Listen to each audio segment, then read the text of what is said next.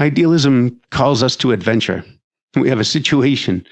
If the thing that began to exist and evolve is a conscious entity, and it's so traumatized that it dissociates into you and me and everyone else, that sounds like we're having a freak out.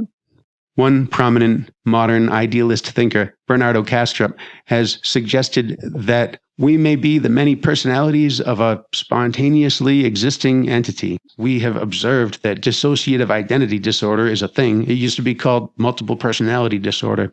So Bernardo Kastrup has suggested that this is evidence to show that it's possible mind could be fundamental, and then mind is traumatized and dissociates into all of us. It splits into multiplicity, subject and object, self and other. This conscious entity that we're the many perspectives of, it seems to be disoriented and in a crisis. And it's our crisis. It's our emergency.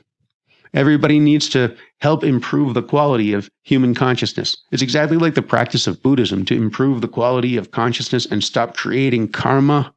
So the first step is to help people catch the insight at the heart of idealism, so they can know the human condition is not hopeless the way it seems to be.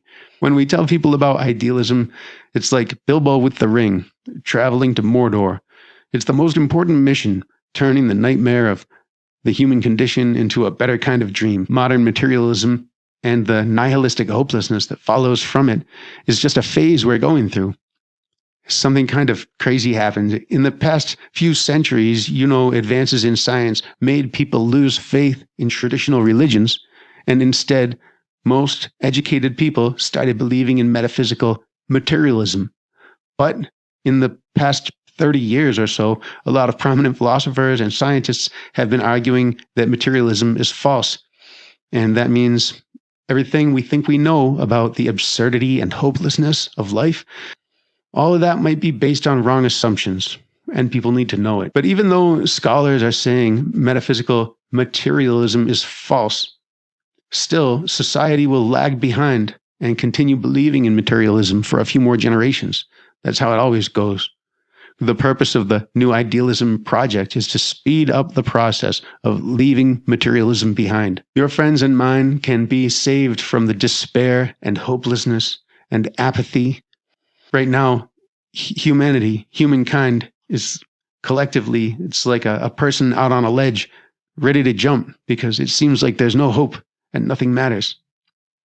We want to speed up the process of leaving materialism behind, because materialism is what makes people go insane.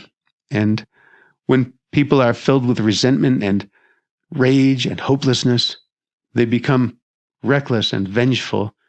And it's possible they might turn reality into a kind of hell. If idealism is true, that means it matters what we do. It suggests everything might not be hopeless the way it seems, but idealism also has some scary implications. I'll tell you about that when you click over to the New Idealism Experience. The link is probably below.